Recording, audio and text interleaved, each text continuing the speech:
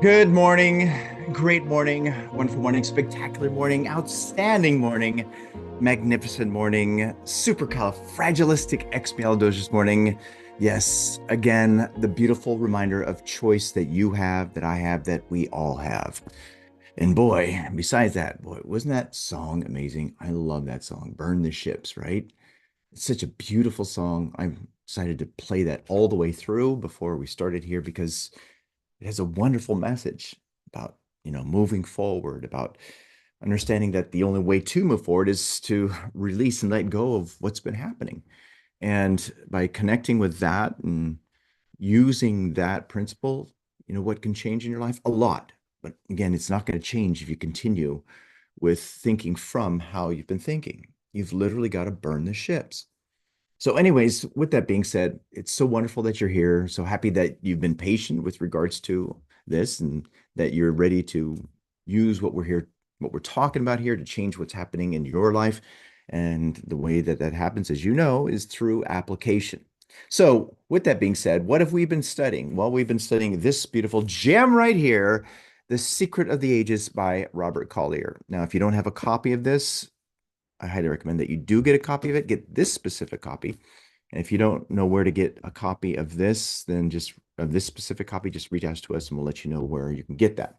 Now, with that being said, when you do get it, yes, read it. Yes, study it. Yes, underline it. Yes, highlight it. Yes, even memorize it. But more importantly, beyond all of that, use it in your life. If you don't apply what we're talking about here, guess what? There's not going to be any change. See, application is the name of the game. That's where it starts, and that's where the change begins. Not anytime sooner, well, only when that happens. And I'm talking about the application. I mean, just think about how much knowledge you have right now. Think about the wealth of information you have. And if you think about it, you know, in terms of that knowledge, how much are you actually really using? And you'll find that it's a very small amount. With that being said, when you close that knowing doing gap, and implement this information, that's when things will change. I was thinking about, all this stuff that Dolly and I are doing and what's been put together in terms of that knowledge. And what's fascinating is, it's not about all of that. It's about receiving the knowledge in a way, in an orderly fashion that helps you to use it. That's what it's about. And that's what we've been doing and been working on. It's not about getting more information, getting more knowledge. It's about, what's the way that we can share this to help people to really, really get it. And you'll find that it's again about the organization of it. It's about, well, how do you maneuver through it so that you connect with it inside? And that's what led to a lot of things that we've done. Oh my gosh, emergence. That's incredible. It's beautiful. I mean, if you even think in terms of what happened here within Robert Collier and Secret of the Ages, he organized the information. The information was already there. But what he did was he organized it in a way to help you to understand it. I mean, just think about the beginning chapters of this. He was talking about atoms and molecules and protons, and neutrons, and all those things.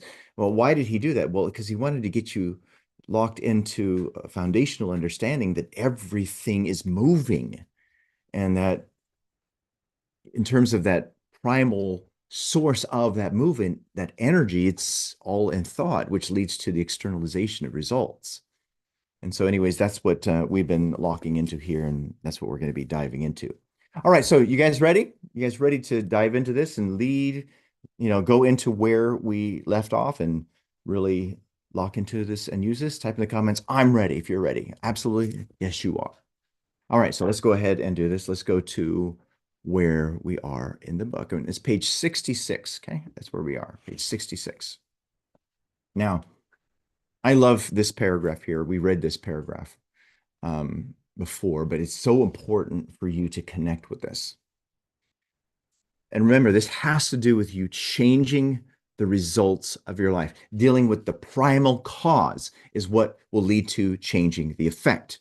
And this deals with everything, how much you earn, what you do for work, your lifestyle, all of it. Okay. Now, thought is a dynamic energy with the power to bring its object out from the invisible substance all about us. Matter is inert, unintelligent, Thought can shape and control. Every form in which matter is today is but the expression of some thought, some desire, some idea. Now, put a big box around this if you haven't done so already, because this right here, this little paragraph right here has a lot of important things to really connect with that, if understood, will help you to make some big changes in your life. Now, what is he saying? He's saying that thought is energy. Thought is the only creative force in the universe. There is no other creative force. And all you need to do is look around you right now in the room you're in at the things that were made. See, those are all effects, all of it. And you've heard me go through this with you before many times. But again, do it again. I recommend that you do this at least 3, 4, 5 times a day for, like, 3 to 5 minutes. Just look around you at all the things that were made. 100% of them at the most fundamental basic level is that they were all an idea. They were in thought before it became the material thing. Think about that. It was thought, that energy of thought, that led to the manifestation of that thing, whatever that is. What was in the subjective led to the objective. And this is what he's talking about here. He's talking about how matter itself is inert. It can be shaped and molded. I mean, here, just look at this handheld device of yours, okay? This handheld device of yours, okay? Look in terms of what it is and how many times it has changed over the years. I mean, here, this is an iPhone 16 or 17. I can't remember which one it is, okay? But there was a 15 before that. And before that, even further back, a 10 and then a 7, and then iPhone 1. And it was changed, it was shaped, it was molded to be different because of thought. Think about that. See, that's what he's talking about here. Thought can shape and control. You change the images that are happening within your mind, you know what's going to change the results of your life, provided you're loyal to that idea. Thought can shape and control. Every form in which matter is today is but the expression of some thought, some desire, and some idea, or some idea, and some idea. It is and, not or. And I can sit in that a moment. Why? Because you can think what you please. If to think is to form, you can form what you please. See, that's a powerful principle to understand. You control the narrative that's happening within you. You control the results that you experience in your life. Now, again, really sit in that for a moment. I'm going to go through it one more time because of how important this is. Thought is a dynamic energy with the power to bring its object out from the invisible substance all about us. Matter is inert, unintelligent. Thought can shape and control. Every form in which matter is today is but the expression of some thought, some desire, and some idea. You have a mind. Let's all type this in the comments. I have a mind. You have a mind, the same way that I do. We have a mini verse, which is this mind of ours, which is connected to the universe. Your mini verse operates according to the same law that the universe does. It's your individual mind that leads you to express your individuality externally. Notice how many different results there are. Everybody has access to the same source, but why are the results different? Well, because of the individuality of you and me and of everybody else. You can originate thought, and thoughts are creative. So let's all type this together in the comments. I have a mind, I can originate thought, and thoughts are creative. Let's say it again. I have a mind. I can originate thought. I can think whatever I want. I can imagine whatever I want. And thoughts are creative. Therefore, you can create for yourself that which you desire. Once you realize this, you are taking a long step toward success in whatever undertaking you have in mind. Now, put a big box around this. I highly recommend that you write this whole paragraph out in the first person. I have a mind. I can originate thought, and thoughts are creative. Therefore, I can create for myself that which I desire. Once I realize this, I'm taking a long step towards success in whatever undertaking I have in mind.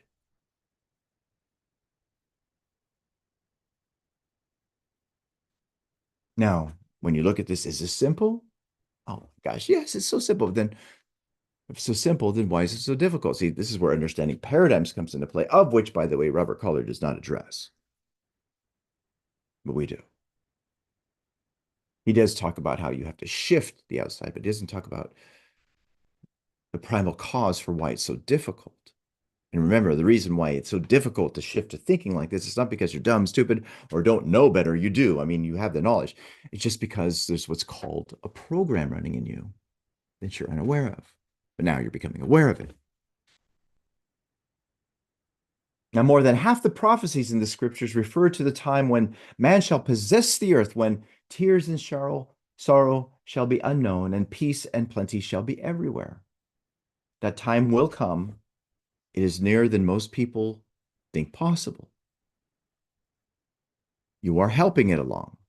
Every man who is honestly trying to use the power of mind in the right way is doing his part in this great cause.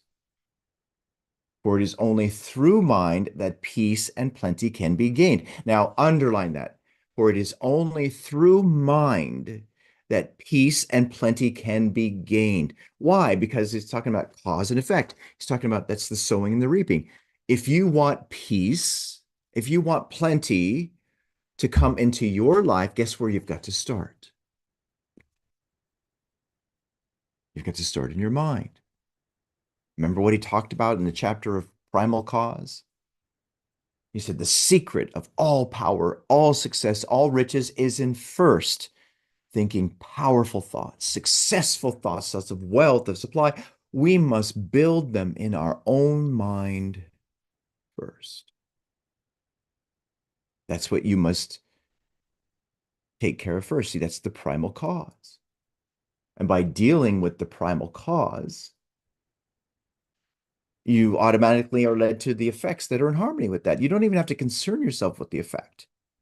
And for those of you who are, think about it. When's it going to happen? You're looking for when you're going to reap. When you're going to reap, you are not helping yourself to get there. And by the way, if that's happening, that's just a habit. You will reap when it's time to reap. Type that in the comments. I will reap when it's time to reap. And then follow that with my only job is to sow.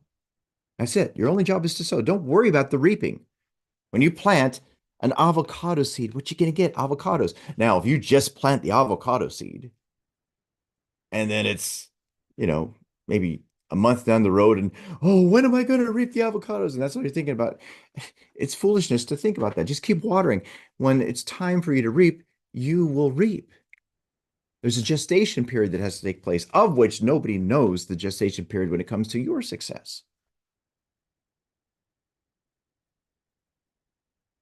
So, for it is only through mind that peace and plenty can be gained. The earth is laden with treasures as yet undiscovered, but they are every one of them known to the universal mind, for it was universal mind that was first imaged them here, or there, I should say. And as part of universal mind, they can be known by you. And what he's talking about the laws of the universe.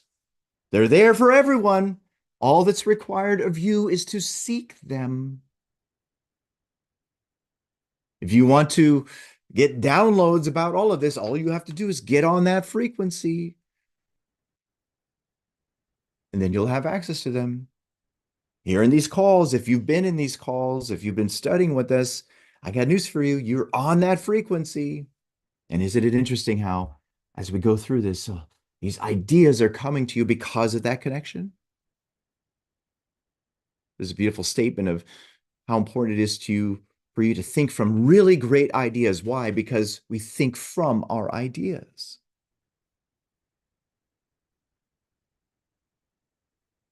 And it goes further. How else did the prophets of old foretell thousands of years ago? The airplane, the cannon, the radio. What was the genius that enabled Ezekiel to argue from his potter's wheel, his water wheel, and the stroke of the lightning to an airplane with its wheels within wheels, driven by electricity and guided by man? How are we to explain the descriptions of artillery in the apocalypse and the astonishing declaration of the gospels that utterances the chamber would be broadcast from the housetops? How do you explain all of those epiphanies that came to people? Well, it came because of mind.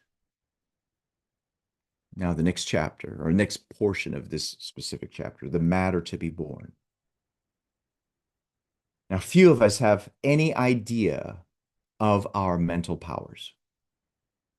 We're completely, matter of fact, the overwhelming majority of people are completely unaware of how powerful their minds are. And all you need to do is look at how many people are feeling stuck. They want their problem to go away, not understanding that like attracts like. If you continually talk about your problem and you're wanting to get rid of it, I have news for you. It's not going to go away by you continuing to give it energy, by your subconscious running from the program which is connected to it. You've got to override it with a new idea, a new image. Remember that statement I shared with you? It's important for you to think from really great ideas. Why? Because we think from our ideas. If you think of your problem, whatever's happening, you got to understand that that's an idea. Remember, we think from our ideas. Okay? You will not be able to solve your problems with the same thinking you use that created them. See, these mental powers, they're real. They operate according to law.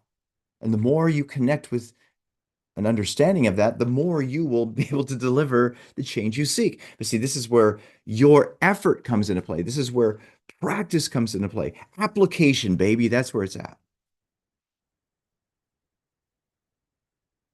Now think about that for you. What are the results you seek? The change you're seeking.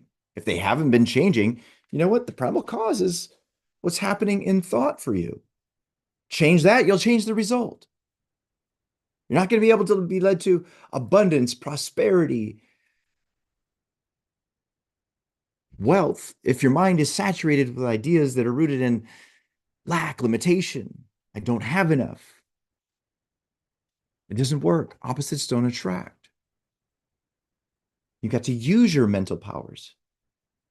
But again, as he says here, few of us have any idea of our mental powers. The old idea was that man must take the world as he found it. He'd been born into a certain position in life, and to try and rise above his fellows was not only the height and bad taste, but sacrilegious as well. Who are you to say that you can go and do that? You know what? God gave you this life. You just have to just accept it as it is. Bullshit. That's completely against what's taught. But you know what? There's a lot of religious people who say that.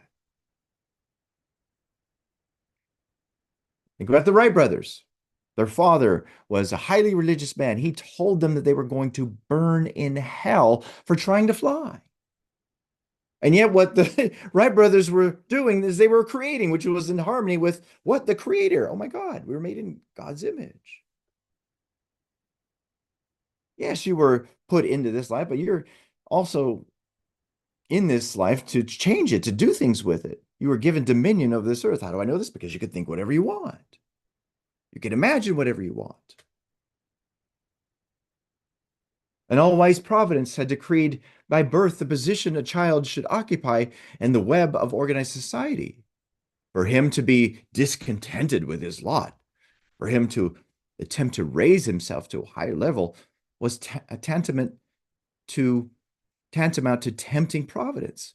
The gates of hell yawned wide open for such scatterbrains who were lucky if in this life they incurred nothing worse than the rabid scorn of their associates. See, that's the thought process that's been embedded within our society. Oh, so you're just lucky. You know what? You really want to talk about luck, even though there's no such thing as luck. I mean, just think about you and your life here right now. We know what the odds are for you to be here with you connected to this body, if you really want to talk about it, my gosh, it's billions and billions to one. Now, with that being said, he goes back to say that that is the system that produced aristocracy and feudalism. That is a system that feudalism and aristocracy strove to perpetuate. The new idea, the basis for all democracies, is that man is not bound by any system. You are not bound by any system, unless you believe it. That he need not accept the world as he finds it. You don't need to accept the world as you find it. You should leave it better off than when you were here. He can remake the world to his own ideas. It is merely the raw material. He can make what he wills of it.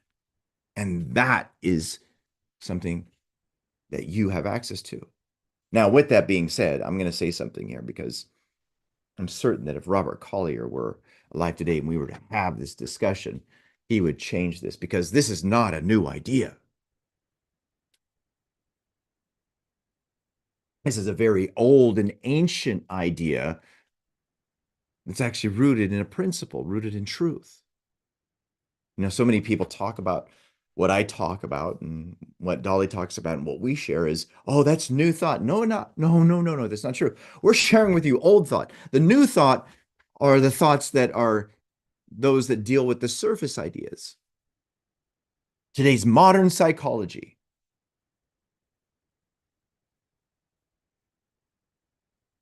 Of which, by the way, a lot of it keeps people stuck. Think about the idea of you're battling against yourself, you're your own worst enemy. You got to get out of your own way. That's what new thought is. You're not battling against yourself. You never have. The old thought is rooted in, what? The kingdom of heaven is within, that you are a magnificent creative being, that you can originate thought, that you can think what you please. That you, being a magnificent creative being, are always for expansion, full expression, for growth. I mean, that's what's said in the old thought. But the new thought, the arrogance of man, brings into this realm ideas that are not rooted in truth and therefore keep them stuck. Now, I'm talking about things psychologically. Now, it is this new idea that is responsible for all our inventions, all our progress. And by the way, again, it's not new idea. It's the it's the old idea that what?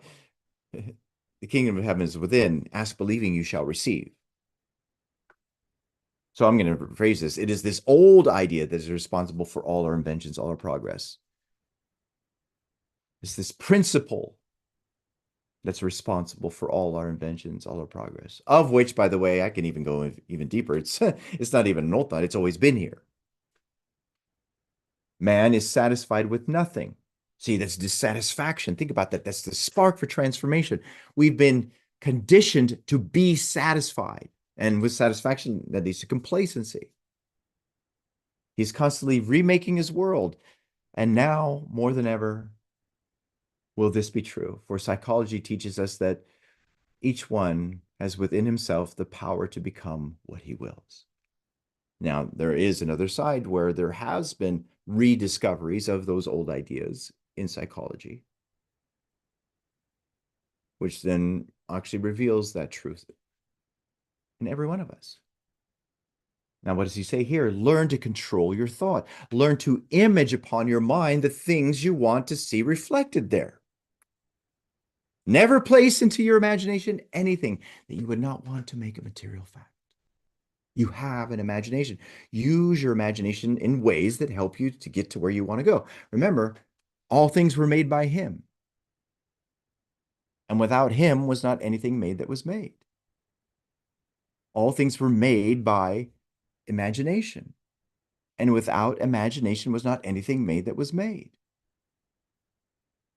You will never improve yourself by dwelling upon the drawbacks of your neighbors. You will never attain perfect health and strength by thinking of weakness or disease.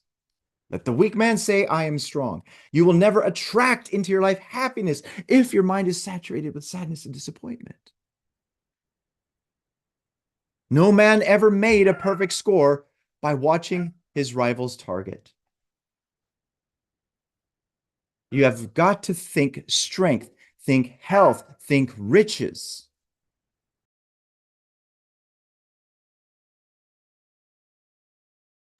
Think about that. You've got to think strength, think health, think riches. To paraphrase Pascal, our achievements today are but the sum of our thoughts yesterday. Underline that. Our achievements today are but the sum of our thoughts yesterday. Change how you're thinking now, you'll change the results of your life. For thought is energy.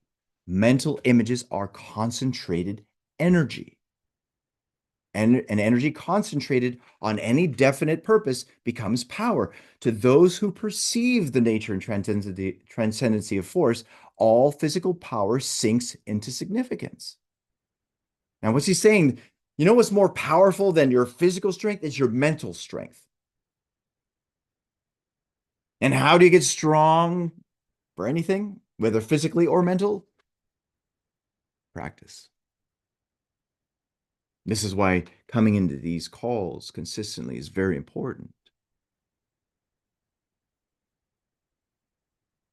You know, our mentors, they're all locked into this deeply, further beyond what they do as mentors themselves. And the more you lock into this and connect with this, and if you use it and practice it, guess what? The stronger your mind will be. And that's, again, a really important thing for you to get. Why? Because it's power that you're supposed to have. It's power you're supposed to use. It's power that you have access to change the results of your life. So let's read this again before we close. For thought is energy. Mental images are concentrated energy. And energy concentrated on any definite purpose becomes power. Here he's referencing the will, holding of an idea on the screen of your mind. To those who perceive the nature and transcendency of force, all physical power sinks to insignificance. Now, with that, we'll close with this question. What is imagination but a form of thought? Think about that one. Remember, imagination's the starting point of all creation. And boy, are we going to dive into that tomorrow. So how is this for you? I hope that this was magnificent. Type in the comments hearts if this really rocked you. We really hope that it did. And for those of you who are connected to this on the live stream, because this one we went all the way through with it, if you really, really love this and you feel connected to this and would love to dive deeper into this, to access these recordings, because we do record every one of these calls, then do yourself a favor, go to Elevitality and register for Mastermind, because that's what this is. And then make your decision to use this as if your life depends on it. You know why? Because it does. It does, my friends. All right, so with that, my friends, if you could now go ahead and unmute and share the magnificent golden rule. Application, baby. Application, baby. Application. Application, baby. Thanks, Troy. Thank you, Troy. Okay, bye-bye.